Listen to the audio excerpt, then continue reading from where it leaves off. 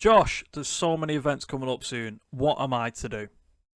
Well, there are some tips and tricks on how to manage yourself and prepare for these big events this week on battlechads.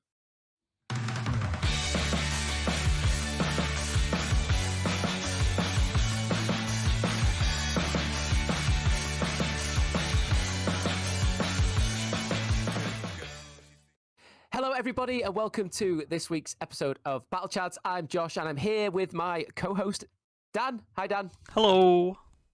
No Sam this week because we've had to change the schedule this week because life just gets in the way. You know, we're all adults now. We have numerous jobs and families and all that. And then, Danny, what are you even up to? It's been a long week. Work's just gotten the better of me.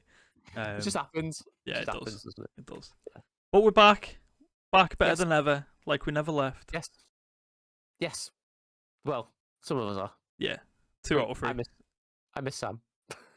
I miss Sam too. Bring him back. So this week we are going to talk about preparing for big events because we have Spotlight Series Liverpool coming up in November, which is massive for me and Dan because this is the last time a big Magic event came to our hometown of Liverpool since 2018. Yeah, 2018. That was the last one. That was back when GPs were still about. And then they got axed, and they've announced this new Spotlight series. Mm-hmm. And we're getting one in not just in the UK, but literally on my doorstep. Josh lives in. We made this joke all the time. He lives in Mordor, like absolutely middle of nowhere. But it's still my hometown, though. True. Liverpool. Liverpool.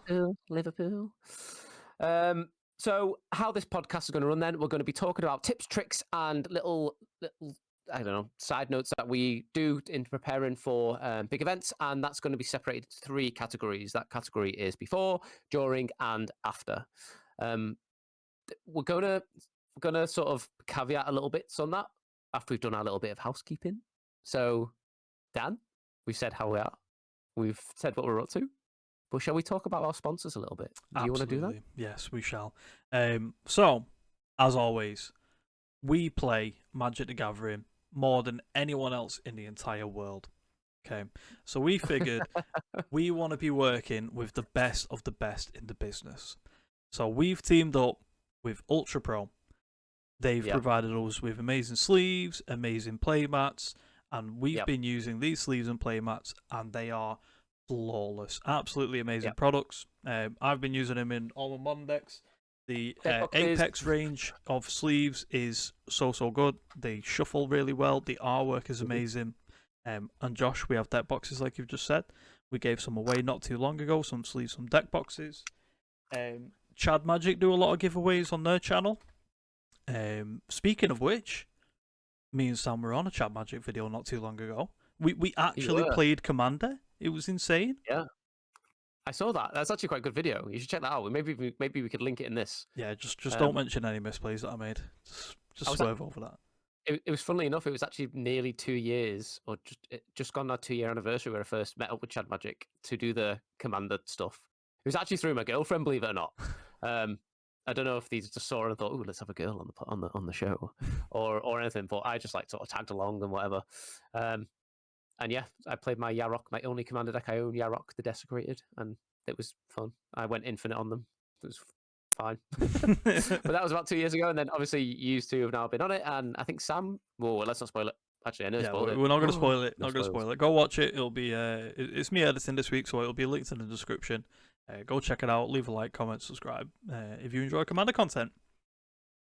Yeah. Anyway, before we move on about the sleeves, can I just... I was going to mention, I've got some sleeves here, but listen to that. Oh, music to my ears. That snap that you play, you know, the Commander snap. Not the Commander snap, the Magic snap. The Magic snap. Lovely. Delicious. So, sorry, Josh, were they Bob Ross sleeves as well? The almighty Bob Ross? Yes. Insane. Yeah, buddy. But yeah, that's all the sucking up to UltraPRO we're going to do for now because they give us free stuff and they are really good anyway. So that is a Stars Align sort of thing. Now, one more thing I want to plug is the Battle Chads and Chad Magic charity event that's happening in December. We did a separate promotional podcast on it. I did with Heather from Harlequins in Preston, and also Emma Partlow, who's on the PFP. They're both going to support it. They've put in loads of prize support. We're going to put in loads of prize support. It's going to be an amazing event.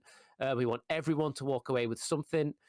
The way that we've done this tournament structure is you get a prize per win, and then there's going to be a stacked top 8, and there's also going to be a chocolate top 8 like you do in Axion, so 9th to 16th. So we maximum focus on keeping people in the building for as long as possible to enjoy Magic the Gathering and break away. And it's our sort of like break away from the RCQ system where you go, you pay £35 and you go 0-2 drop because there's no point playing.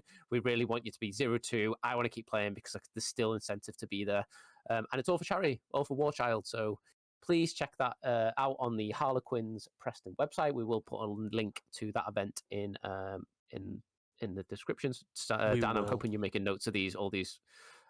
All up in here, Josh. Don't worry, mate. All the links I'm going to be putting. But yeah, do check that out, especially if you're north of England. It's going to be 100% worth it. I believe if we cap top person, we'll come away with at least £500 worth of swagger minimum, along with all the prizes that you've accumulated in the Swiss and the top 8s and all that stuff. So yeah, please check that out. So many giveaways. It'll be live streamed. Insane. Open deck lists too.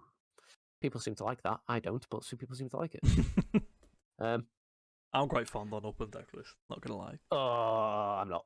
Especially as a I don't know. I don't know if it's like a blue black Murktide player thing. Like I like to keep all my little secrets into my deck. That's exactly what it is. After we spoke about Settle the Wreckage on a podcast a couple of weeks ago, and after that episode, I was like, yeah, I really want to know whether my opponent's playing Settle the Wreckage or anything like that, any cool one-offs.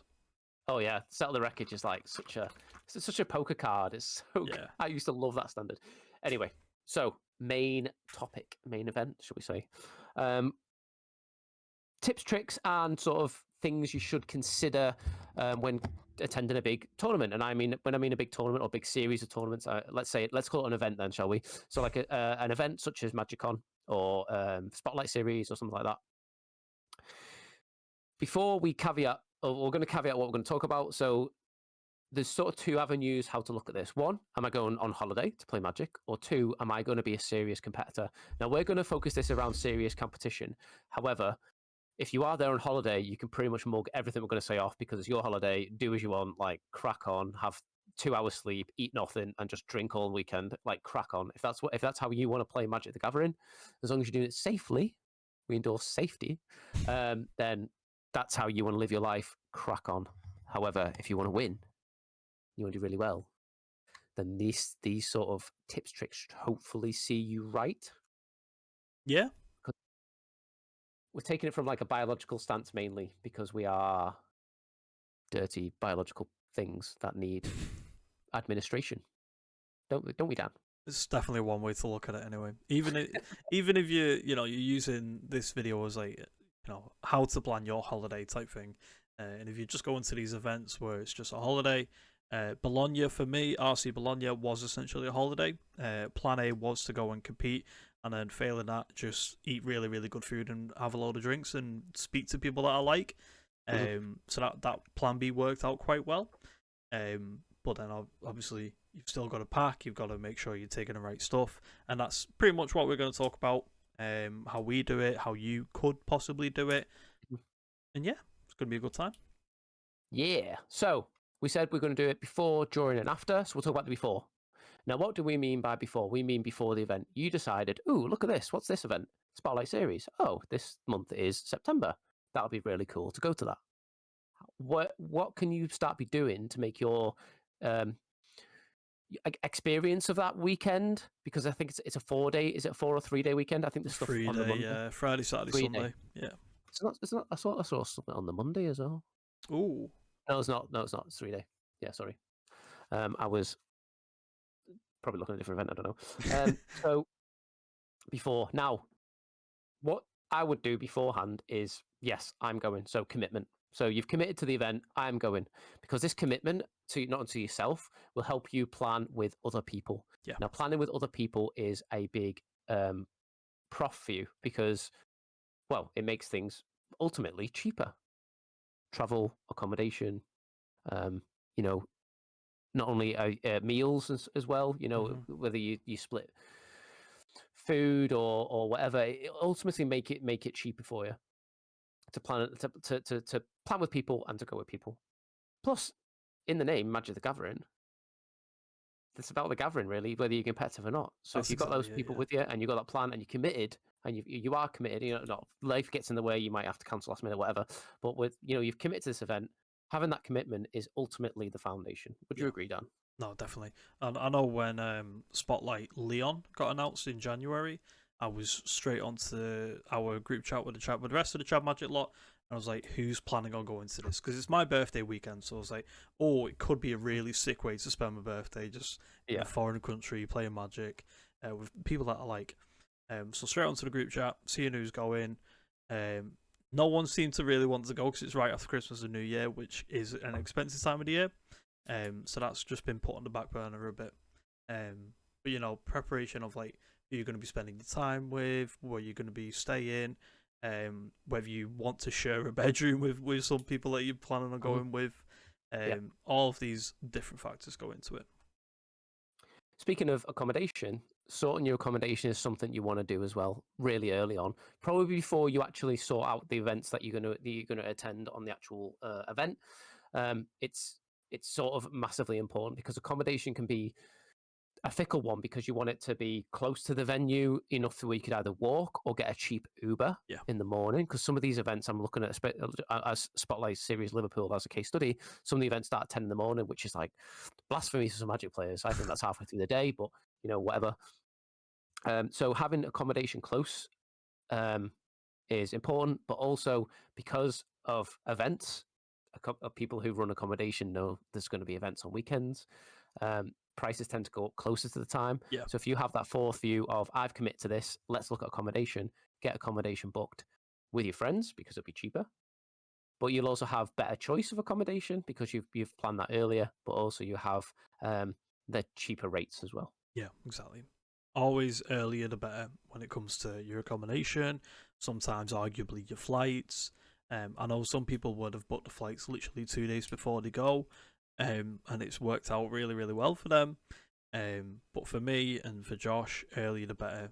If I know I'm going to an event and I'm going to need accommodation for it, accommodation and flights is always the first things that I book because it's always going to be cheaper in the long run. Yeah, so travel is one of those things you can do sort of second as well. I would get your accommodation first because travel is like you can get last minute deals, you can get other deals, you can get once you've actually got your accommodation booked and you know who you're staying with, you can then make it's easy then to make travel arrangements yourselves. Whether it be I don't know, let's rent a car, let's get the train up, or if you're in Europe, you might have come to Spotlight Series, you might just get flights up, and then it's that sort of like I would do that second. So accommodation first, travel second. And then that's sort of squared away, booked. You've got the cheaper rates. You've got the ideal sort of travel plans that you want. And if it is cheaper rates, you could even do it where you come up the day before, kind of thing. You know, so you get an extra day either side of the event, so you can actually experience the city or the town you're in. And yeah, that's the sort of order that I've done it. Luckily for me and Dan, I've got my mum's house that I can just stay in, and Dan's just in his own house, so he can just live his best life at home and sweat magic, climb out of bed at 9:30 and get to the arena. Literally, yeah. Just before we move on from accommodation though, is absolutely double check the dates that you've booked the accommodation for. So when we went to Bologna, we arrived on the Thursday. You know, we got off the plane, we're waiting for a taxi, and we're there. And I'm checking the booking.com. I'm messaging the host, and I'm like, okay, we've landed a bit later than we expected. Are we still okay to check in? Are you going to be around? So on and so forth. And the host messaged me straight away saying, today, I thought you weren't coming till tomorrow. And my face absolutely drops. It just completely gone. I'm like, oh no, I've made a big, big mistake here. So I'm there messaging the host. Is like, no, I'm so sorry. We've booked. I've booked the wrong dates. Is there any way that you could fit us in a night earlier and we'll, pay extra or leave money behind or anything like that? They went, luckily, you're okay. So we booked on, got to the accommodation. But That's lucky. For the rest of the weekend, the Bax and Matt, the two people that I was staying with, would not let me live it down. And even now, I still hear that story getting told in our LGS, and I'm always just like head in hands, really. So absolutely double check the dates that you need to book your accommodation for. Oh mate, I remember I went to Vegas last year with Will Yeah. Hall, and then we had like a week of nothing before we went to play in Apex, Mm-hmm. and we decided on the Sunday we'd stay another night in Vegas because you didn't really see Vegas because you were at Magic on all weekend. Yeah. Let's go down the strip, let's try a bit of gambling, all that sort of stuff. Be a tourist, then we'll decide where we're going to go tomorrow night after tea or whatever, or even travel the Monday night, or even the Tuesday morning. I think it might have been Tuesday morning. I think we travelled, and then he booked flights to Texas, and then from Texas we went to Ohio, and he booked the flights to Ohio like a month out or something. So then it cost us like an extra $400 between us to then sort the flights out. And I was like, oh, mate. Just because you're just doing it like on the fly, like a bit of pressure or whatever, and it just happens, you misclick. So it's massively important, like double check your booking. Yeah. Because otherwise, you may just be homeless for a night in a place that you've never been before. And then insurance as well. Make sure you insure, because believe it or not, Magic cards come under. I'm not a financial advisor. Don't take this, but from what I've checked, your Magic cards come under individual items in your house insurance, or your content insurance. So if you're a legacy player like me and you do travel with a day sack that costs up to 4 or 5 times what your trip would cost, it's good to have that insurance there. But also your travel insurance, because if you're traveling to a different country like America, where healthcare is catastrophically bad and you're not covered, it's just the simple amount of money, like the tiny amount of money, will just save you so much admin. Yeah. So make sure you're insured. Yeah, for the sake of like £10, I think it is for travel insurance nowadays. It's worth to have that protection in case something does happen. You would much rather spend the £10 and not need it, rather than not spend the £10 and do need it and you have to spend like £2.5 grand. Yeah, exactly. Thousands. Tip trick: if you go and compare themarket.com and you get like the basic travel insurance for like £2-3 on anywhere, you'll get six free cinema tickets. Yep, you do. Little life hack for you. There you go. Boom. Do that once a year. 6 free cinema tickets. You're going to cinema anyway. I mean, how much is a cinema ticket now? Like 12-13 quid? Give or take, yeah. Life hack. So, Dan, we've got our accommodation booked. We've got our travel booked. We're insured. We know we're going to this event. We're committed to this event. Now we need to look at the individual events within the event. Yeah. Does that make sense? Yeah, makes sense. Because what this will do is help you prepare for some more of the before. So my plan for Spotlight Liverpool is we've got Legacy Trios on the Friday. That starts at 10 o'clock. Then I'm going to be playing the Legacy Cup on the Saturday. That also starts at 10 o'clock. And then there's a modern thing on the Sunday I'm going to be playing. So Legacy Modern. Yeah. Now what's this enabled me to do is have you noticed now we're building like an itinerary now. We're planning. So I've got that basic skeletons of an itinerary. I know where I'm staying. I know how I'm going to get there. I know what I'm going to be doing. What this means is beforehand that I can now look at meta changes, the meta. I can then get my deck list sorted for the event. I can grind. I can get my deck list how I want it. Mm-hmm. And then that also means that my deck list is then written, submitted on Moxfield or whatever. One less thing I have to worry about. Yeah. Once I've got my event sorted and I've got my deck list sorted, another tip or trick I would say is only take cards that you're going to play for a competitive player. So I've got my 75 sorted. What you want to avoid, and this will come in later, is the 2 a.m. sweating over a sideboard card. This is a Brian Koval trick. This because Brian Koval told me this. It's like, cause I was speaking to him in Vegas. I was stressing over like a ghost vacuum or something in my sideboard the night before, and he was like, "No, I don't have that stress. I just take my 75. I take no other cards, so I'm forced to play what I've got." Yeah. Because I've done my research, I've done my prep, I've done my testing, and this is the list I've come up with. I'm confident in that, so that's what I'm testing. Okay, I don't hate it as much now. When you first said it, I was taken aback a bit. I was like, oh, like, Yeah. not taking like any spare cards Mhm. or extra cards if you want to change like one of in your main board or one of your sideboard cards. Um, I do I mean, that every event. if you're stressed over one sideboard card, that will there's like that'll change your chances of success minimally. Yeah, Like, yeah, true. like I was stressing over like, do I have a Ghost Vacuum over a Duthie Voidwalker, for example? That was like my little stress. Like, and that kept me up for like an hour and a half, which means I was like, less sleep for an hour and a half can be quite big on a big Yeah, event. it can be. So, like, if you sort of put that safety catch on yourself and said like, I don't have the option to change. Hmm. I mean, you know what? If it makes you feel better taking an extra card or two, whatever. Or if you want to take all your cards, whatever, it's your event. But I would honestly, I tried this once for the RCQ weekend that we did, and not Yes. having to stress about that other card was like, oh, event's done, or day 2 tomorrow.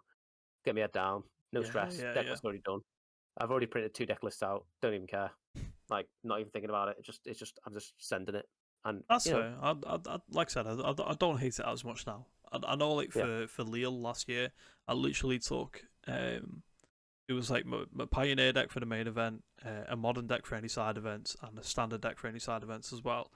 But along with those three, I also took like what is it like the bundles that you can get from like Hmm. games something like that, and it was just full of spare cards that I might play or I might decide to change sideboard card or And you a won't play them. second. No, yeah, you wouldn't play them You won't or play them. like a second Pioneer deck just in case I completely go off the No, original deck. So yeah, it was a lot of extra baggage for me to just not have to worry about at all. Because you're right, I just didn't play them at all.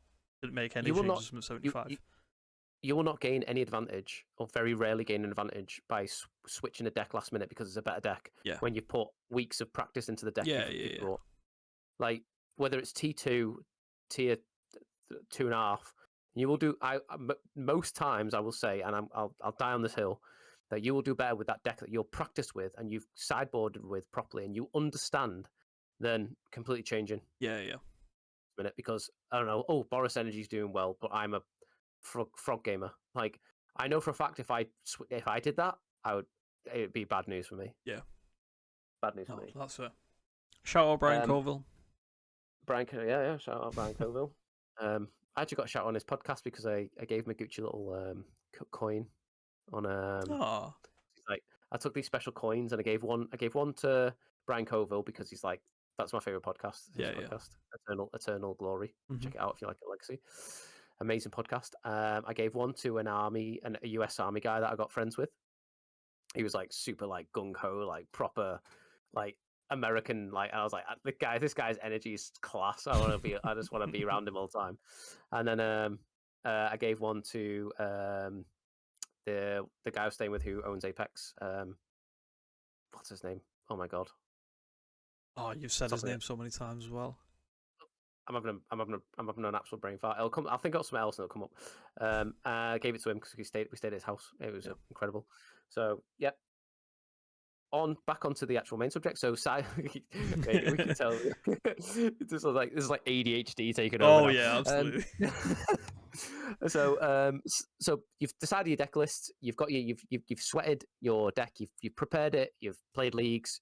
You've got a positive win rate with it. You're looking like you're bordering 60+% win rate.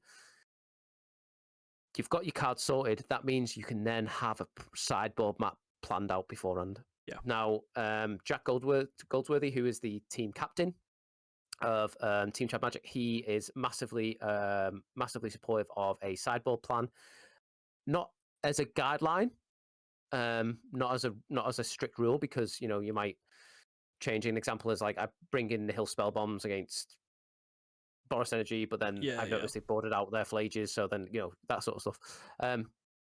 So it's a guideline, and what that will do is release mental pressure from you during the day. But it also, having your deck lists finalized and sorted, means that your sideboard map is not open to interpretation because Yep. it's there, prepped, good to go. Cool. Anything you want to talk about on the lead up to the event? I do like sideboard guides, just back on that point. I'm a avid lover of it because I know, it's a long day, big events, so Yep. a very very Yep. long day. So just taking any ounce of mental work away Yep. from your games, or leading up to the next round, it's a big help. So I'm with Goldie on it. I really like a sideboard guide.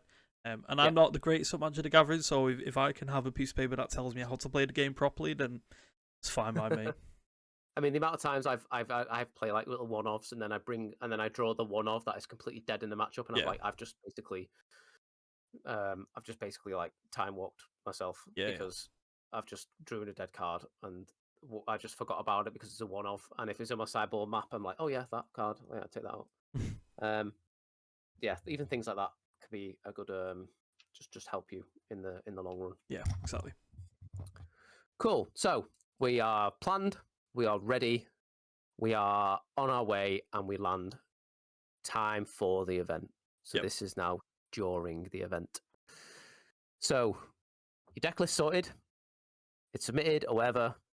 You've done your event, you started your round one of your event.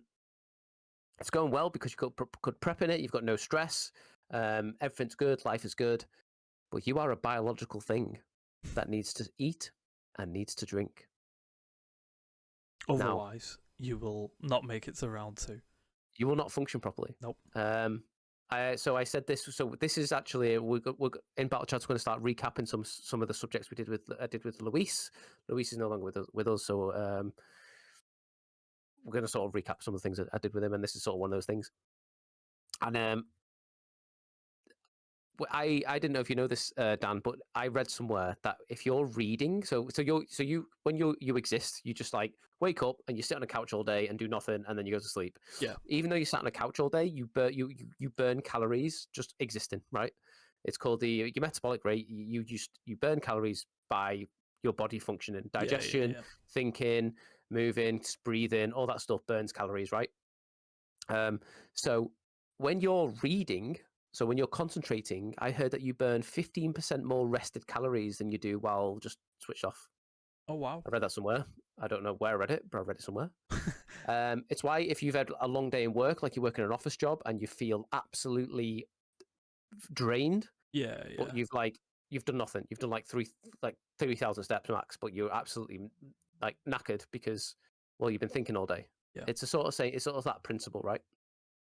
So Magic's the same. It's you think you're making micro decisions all the time. You're making big decisions all the time. You're constantly thinking, especially if you're playing like a sort of mid-range / grindy sort of deck. There's probably more brain power than Mono Red go or something. Whoa. Not to say anything about Mono Red. Whoa.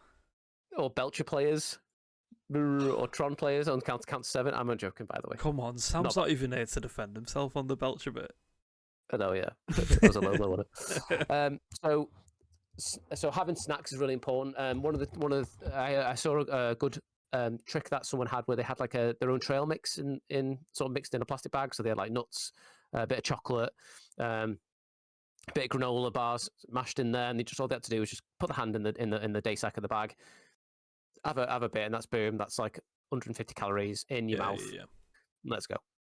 Till your meal time. I mean, I personally, though, I don't actually eat during Magic events. Like, I just don't think about eating. But that's just me personally. Like, I just strive off that. Like, I personally feel better not eating, and then I'll just have breakfast, have a good breakfast, and then I'll just not eat until evening. That's just the way I function. I don't want to feel like bloated or anything, but that's just me personally. But I would say have that thought of having some sort of snack. Huel drinks, something like that, like that'll keep you going. I'm the exact opposite. So because my sleep isn't my best friend, so I tend to go to sleep at like 11:30, 12 o'clock at night. That's like on a work night as well, and I'm up at 6, 6:30, and then I just don't have time for breakfast. So then at a Magic event, I do sort of the same thing. Don't have time for breakfast, play round 1 on an empty stomach, and I've drunk a can of Monster. So there's definitely a lot of stuff that I could possibly take away from this. It's obviously having a good breakfast, avoiding like all the energy drinks first thing in the morning as your quote unquote breakfast. It's it's hard though, isn't it, to like maintain yourself when you need to be at a certain place by a certain time. Yeah. One of the things you can do with the breakfast thing, going back to the before, is make sure your accommodations if serves breakfast. If you stay in a hotel, book the breakfast. You think, it's £12 for breakfast. That's ridiculous. Whatever. Trust me, the convenience of having that breakfast pre-booked, then going out finding breakfast for £6 or £7, you'll be happy you paid the 12 and just had a good breakfast. Yeah. Sneak some croissants or something from the old like bar or whatever there is there, and just take them with you. Just get your money's worth, just big eats, and then I would say a good breakfast it'll square you right away. Yeah. As they say, breakfast is the most important meal of the day. Not true, but that's a story for a different podcast. Breakfast is important though. Not true. Next week on battlechads, top 3 meal times. Top 3 meal times. Yeah. So along with eating, hydrating is probably way more important. Yeah. Hydration is absolutely king. If you choose like, you know what, I'm just going to grizz it out, not eat, make sure you drink. I take minimum 1 liter of water with me when I go to a Magic event, minimum. Usually in Magic events, especially Magic Cons and Spotlight Series, you do have water fountains and stuff. So take a water bottle, but have water. That is massively important. Concentration, I said before, drains you. You're in a room full of people. You'll be sweating. You might not feel like you're sweating, but you are. Your body releases moisture through breathing, through existing, through being 1 degree hotter than you're normally used to. It will just, you are basically a big bag of water anyway. So you need to keep those levels on top. So having water on top and making sure you're drinking is massively important. Yeah, definitely. I'm the same as you. Wherever I go, even if it's just to F&M, I'll always make sure that I have a bottle of water in my bag. Playing Magic's a bit strenuous sometimes, not physically but mentally. So it can lead to, if you're dehydrated anyway, it can lead to having headaches, and then you're not performing as well as you probably should be. So always take a bottle of water with you. And if not, get one at the venue before the event even starts. I know a lot of the big events have like food stalls set up. Big thing about when we were in Bologna, they had like a breakfast bar set up there as well. So you could like go buy a croissant, you could get like a bacon balm, all this kind of stuff, and you could just buy a water bottle there as well. So, have you heard of the Maslow's hierarchy of needs? I have not. Heard of that? No. So basically, Maslow's hierarchy of needs states that you need to meet certain criteria on this triangle in order to be a whole person, right? Okay. And the further up the triangle you go, there's some more things like your concentration, your self-actualization, and all that sort of stuff. And that's where magic being top peak magic needs to sort of be. You need to be top of this triangle, right? The bottom of the triangle, I've just got up here, is your physiological needs, and that's what me and Dan are talking about now. Your physiological needs. As a baseline, you need to be watered, fed, sheltered, all that good stuff, and comfortable in order for you to have any sort of performance. You can't perform your best at Magic if you're hungry. You can't perform your best at Magic if you're dehydrated. You can't perform best at Magic if you're uncomfortable. Like, you just can't do it. Like, so you need to make sure that you are the master of those things. Yep. And a bit of prep beforehand, making sure you're on top of it during the day will help your Magic performance. Along with hydration and sleeping, along with hydration and eating is sleeping. Sleep, massively important.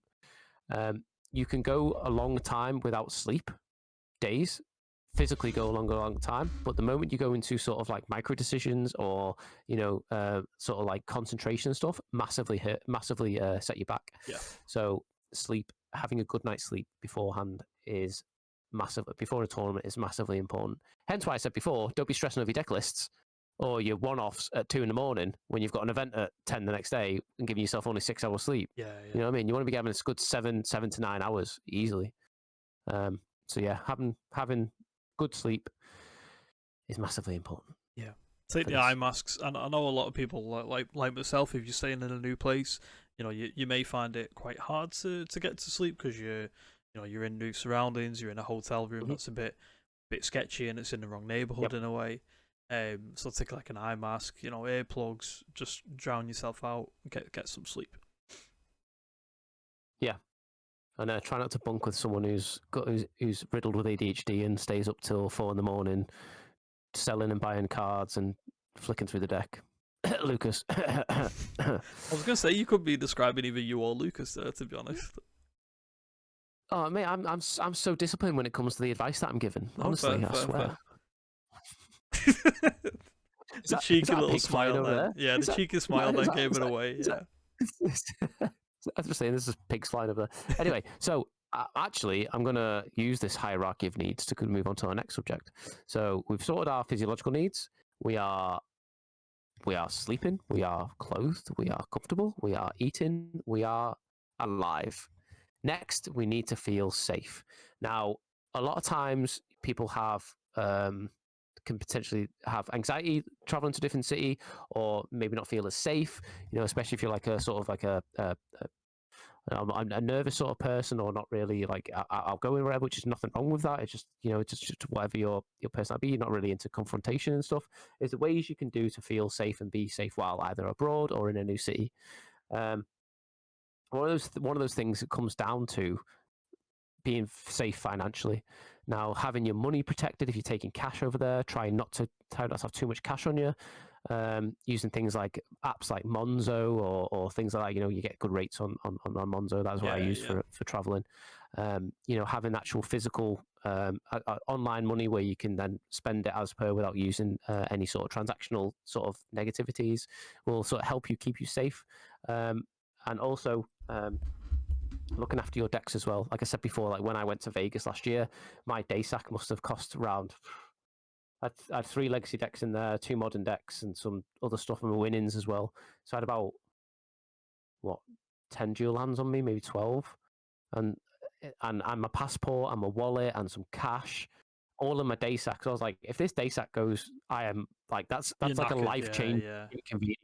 Like that is like I've lost thousands. You know what I mean? So having things like what little things can I do to make sure that this stays safe? One of them is having a rucksack that's actually physically on your shoulders, that is zipped or locked in some way, having your decks put away, but also ensuring that your insurance is good, and also things like when you're sat down to play Magic, I loop my day sack around my ankle. So if my day sack gets pulled or snagged or whatever, I'll know it's getting pulled. Yeah. So yeah, that's the little things I'll do.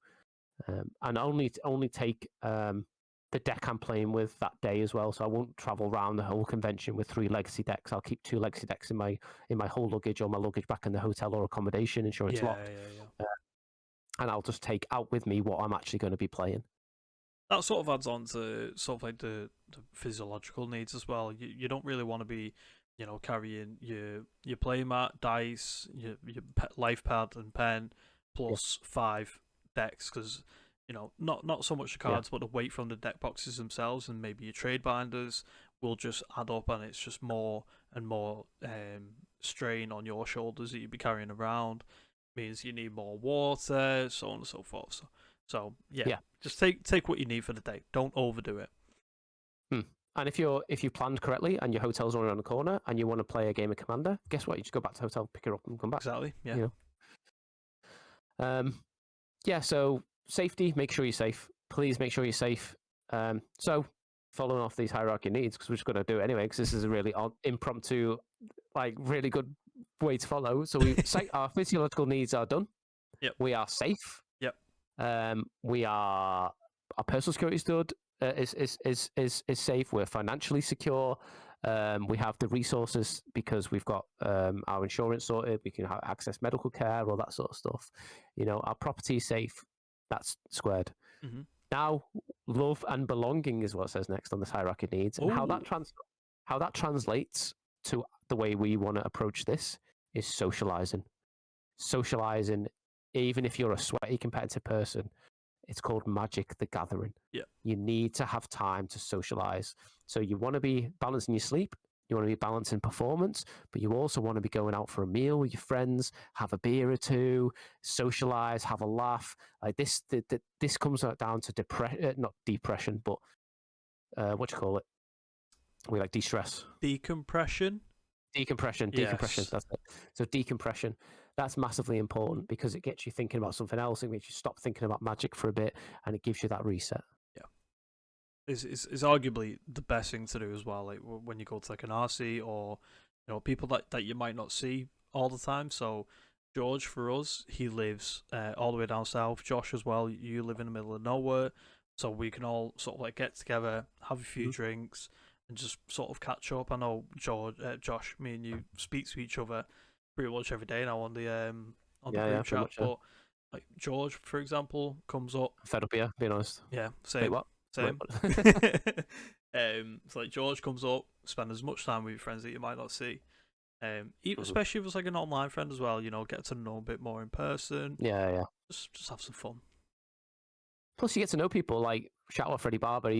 During thing, he said, "Oh, do you want to come to a concert, or do you want to come do this? Do you want to, there's this happening?" I'm like, "Nishta," because I have plans. However, yeah, it's there. You might have not have plans, and then someone's gone, "Oh, this is happening. Oh, yeah, that sounds good. Let's Yeah, do that." exactly. And, Yeah. you open yourself up to new experiences, new friends, new relationships. I don't mean just romantically. I mean like all kinds of relationships with people. And yeah, it's gonna make you like a.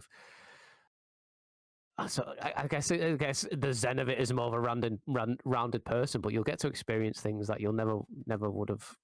Like I experienced things because of Magic the Gathering that I would never have experienced otherwise without the game, because I wouldn't Yeah, have been exactly. in those situations. Like I wouldn't have put myself in those situations. I wouldn't have even known about those situations.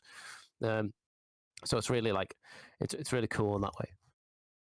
Shout out So Freddie. we've shout out Freddie. So friendship, intimacy, family, sense of connection is what hierarchy need to say in.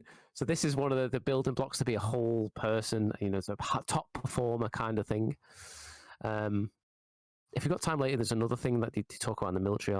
Maybe we'll do it at the end. But if we get to it, I'll think about that. So now we've done all that. We feel good about ourselves. We feel healthy. We feel active. We've got friends. We've got support.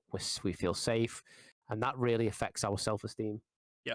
Now, if your esteem is good, then you have confidence in your ability to play. You have your confidence in your ability to make decisions. You have confidence in your ability to perform and do well, which will ultimately help you, right? You'd imagine so, yeah. Yeah. You have that. It's almost as if like being prepared for these things is almost like giving you the freedom to do well. If you have that freedom to do well, then you then are not limited, right? You're not limited by I'm hungry. You're not limited by I'm tired. I'm not limited by where am I going to get my next? Where's my I'm thirsty. I'm not limited by all these things. Yeah. So your sort of net performance and your EV just goes through the roof, right? Yeah, exactly. And this is just sort of like you could probably turn this some like I know I used to work for GB Taekwondo years ago, and I was working with the athletes and stuff. Not with them, but I was around them, and all the life coaches and that they had were sort of spinning similar things that you could directly translate to a high performance Magic player, really. And this is just like it's sort of one of those things that we can sort of look at ourselves and be like, are we doing these things to get the best out of our play? Yeah. So yeah. Not that they translate directly one to one, like a Taekwondo fighter compared to say, well, Josh is built, he's hench, but for me, you can't compare me and some Taekwondo fighting together. But you're right in what you're saying. A lot of the stuff. Why not? Well, I don't think I'd be able to beat a Taekwondo fighter in a fight, but a lot of the stuff that we're saying can translate to both of them. It's make sure you get an early night, make sure you have some food, drink plenty of water during the day. Yeah, so it's definitely an interesting way to put a spin on it. Anyway, you're not focusing on physical fighting. You're focusing on like mental advantage, right? Exactly. Yeah. Which is can apply to a Taekwondo player. Yeah, why not? Yeah. No, I'm agreeing with you. Like it's a lot of theory, a lot of mental stuff goes behind any sort of sports, any sort of performance stuff, and this is you wanting to perform, right? Whether it's sat behind a desk trying to outplay someone who's been playing the game potentially longer than you, who's got more reps than you, who's better than you, and still winning against them. There's why not? Like you've got to break your performance somewhere, and having a good sort of like outlined preparation looking after yourself and being focused and sharp is one of those things. Like I mean, look at darts players, for example. They've got guts and drinking beer all the time, and they have ways to focus on their sport, Yeah, quote true. unquote. That's my kind of sport. That. So Yeah. imagine me at the alley pally just. Yeah. So we've done all these things, and according to Maslow, that you then really achieve self-actualization, which is your desire to become the most one you can be. And in this case, I want to be a winning whatever event I'm going, and that is sort of how you. Believe it or not, there's actually a competitive food eater I follow, and I forget his name, but he says I'm really bad with names, as you can tell. But he says Terence Hook is the guy. Apex. Is it? Like right from the start of the pod. Wow. Yeah. Yeah. His name is. Oh my god. Kyle Hook and Terran Hook. So I stayed with Kyle Hook, who owns Apex, and he owns with his brother Terran as well. So Kyle, if you're listening, shout out. You are amazing. There you go. I told you I'd think about it. Anyway, Randy Santel. Randy Santel's the food guy I follow. He says, win before you begin. And this is sort of like that sort of thing. So, he will prepare for a food challenge or whatever, it's still a challenge. It's still something he wants to do. And his sort of motto is win before you begin. And that's sort of like how we want to address this. Before you sit down to a game of Magic, you are winning there and then because you've made the right decisions, you've looked after yourself, and you've prepared. I've just done a little Google image search of Randy Santel. He is built. He is big, man. Back in the day, he was absolutely shredded. Mate, his girlfriend is also a competitive eater, and she's called what's her name? Summit Eats Kilos, and she's about 5'3", but can scran like no one. Like she can eat big. It's like very impressive. I feel intimidated. Yeah, I think I've just seen a picture of them two together. Jeez. Yeah. So we've now prepared for our Magic event. We've done our Magic event. We did well at our Magic event because we were prepared and we looked after ourselves. Afterwards now, what can we do post Magic event to make sure that we're okay? What if, for example, you did all this stuff and you didn't do well because you had bad pairings, you were against better players, you just made the wrong decision or the right decision that ended up wrongly, and you didn't perform how you would like, because success is relative. For example, someone who is a pro player comes ninth in the tournament might see that as a failure, which is probably need to have a bit more self-actualization because that's a really good result. Mm-hmm. But you might not do as well as you thought, or you might have just done bad. Or you've done really well. What can we do then post event? Well, one thing. Let's start with the sort of going on the hierarchy of needs sort of thing. Make sure you've got all your things. Yeah. Make sure you've got all your belongings, and before you travel home, everything's packed, squared away. You've got everything, every one of your cards, every card that's worth £500-600 each. You've got still in your bag. Like I was stressing over, after Vegas. But then we can also recap on our performance, right? Yeah. Definitely. If you critically and you self-assess, I did a good job. That will give you the confidence to then repeat the events, but it'll also mean that where did it go wrong? Where did it go right? What decisions did I do that worked for me? What decisions did I take, or what things did I learn from the battlechads and think actually that didn't work for me because I tried it and it was a load of sugar lumps. Good save. Work for you. Like for example, like I said before, like I don't eat that much during a Magic event. That's me personally. But what is it about my performance that went well, and what is it about my performance that went bad, and why? Yeah, exactly. Obviously, sort of like after the end of every single round, you micromanage, you analyze your own plays, whether it's good plays or bad plays. Think about like what you could have done better. Just sort of like keep that in a bit of a log in your brain, and if you're in a similar situation or a completely different situation, but the same logic can be applied to that situation, then tap into your brain, say, oh, what would I do? What can I do? I'm going to do this instead. And then even if it's a case of, oh, I didn't eat before the round started, make sure as soon as your round finishes, go get some food so that you're not continuing that snowball onto, your belly's rumbling, you're trying to focus on playing Magic, but then you're also thinking of the smell that's coming from the burger stand across the room or anything like that. Yeah. Cool. I think that's pretty much it. I would like to say though, like if you are interested, personal thing what we talked about before is called the Maslow's hierarchy of needs. We sort of just spoke about that just then. But yeah, it's a lot of it is trial and error. I mean, like an entrenched Magic player will have their ways and their strategies and stuff and how to perform well, but ultimately we need the same things as a populace. Like we are people, we need the same things, and you need to make sure you have those things. And yeah, definitely. And don't be like.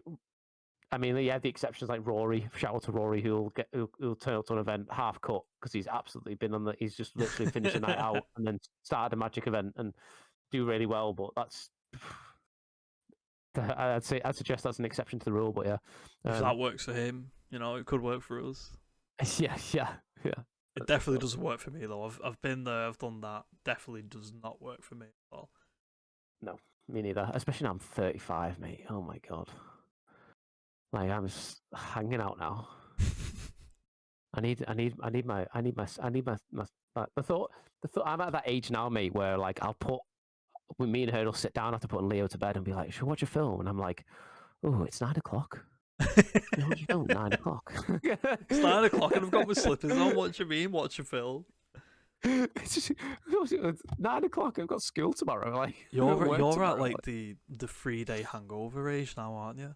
Oh, mate, too right. Oh, the last time I was drunk, proper. Because if I go out, mate, I am out. I hardly ever go out, so I am out like last man standing out, and I am not 23 anymore. I can guarantee you that I am like out of action for 2 days. And my lad's autistic and he's hard, like he is a tornado. And being hungover while he is absolutely doing 67 laps of the house between every bite of a meal, like I am like I can't keep up with that anymore. 10 years ago, I'd be racing him. Like I'd be like, yeah, I'll have you. Race you around the house. Let's go. Now I'm like, oh my knee. Oh, my knee, 2 weeks sick note. Oh no. Oh mate. Why am I so pathetic? Anyway, anything else to add to Dan? I was on absolute send then, but I've got all the notes and you don't. So yeah, you did go full send note. But I'm happy that you've covered off everything. I've agreed with a lot of what you've said. Well, I've agreed with all of what you've said. If you think about it in the long run, but it's a good topic to sort of retouch on. Because a lot of stuff that I would have done last year, I don't do anymore. One of them being get food at the event. I don't do that anymore because the food's always like I said, like a burger stand, and it makes you feel bloated and not very nice. So I try and take like a granola bar or a breakfast bar or even just a packet of crisp, just something that is not going to fill you up loads, but it's going to satisfy your needs. But yeah, I'm made up. Thank you, Josh. You know what is a good trick though? Speaking of that, is it's a bit pesty, but having a little kit list for yourself. So in my day sack, if I'm going to a Magic event, I have water. Yep. I personally take a banana and a Huel drink. So you get the Huel drink. So like, it's basically a meal, but it's like down it, done, forget about it. Liter of water, Huel drink, banana. Then I have I'm not on any medication or anything, but if you are on medication, I have my nicotine pouches because I am full on addicted. But that means I don't have to go. I don't vape or anything, so I don't have to go out and vape or anything. I just pop one of them, and that's me back on Zen. And I have a notebook, my deck, a couple of dice, usually just prof my thingies, my opponent's dice, usually very nice. And, yeah, pen, and it's pretty much that's all you need. Yeah. Having your tokens as well for your deck is actually really important. Like really handy. Like if you have actual tokens for your deck, like you're playing Boros Energy and you've got 27 cat tokens in your deck, like make sure you don't have to worry about that. This dice is a cat, and then there's none of those weird judge calls about like, oh, I didn't know that was a thing. He's not representing, and you're not representing an accurate board state. I will say, but you just yeah, just all that sort of stuff. I For, just for make the sure. for the tokens that matter, like the creature tokens, but if you've got like treasure tokens, I would just put like one down and then put dice on it to say, I've got 7 of them in a way. You're representing a correct board state then. Yeah, Like, exactly. yeah. Anything else? I don't believe so. I did check briefly. We do not have any listener questions. So if you want to submit one, link in the description. There's so many links in the description now. I have to remember to keep up with them all and put them all in there. But one of the first links in the description is going to be the listener questions. If you want to ask us something to be answered on the next podcast, please drop it in there, drop your name, and we'll get to it as soon as we can. And yeah, thanks for listening. And Dan, do you want to do the close down obvious, and then we'll see you next time. Yes, this is my favourite bit. Ladies and gentlemen, please like the episode. If you're listening on YouTube, drop us a subscribe, ring the notification bell so you can keep up to date with next future posts. If you listen on Spotify, do the exact same. Leave a comment, let us know what your favourite sort of tip and trick is to do before, during, and after a Magic event. Share it with friends and family, and I think that's it. Follow us on Twitter. Follow us everywhere. We've got a link tree in the description as well. That's got all of our social pages on there. So follow us all over there. Cool. Thanks everybody, and I'll see you next time. Thank you.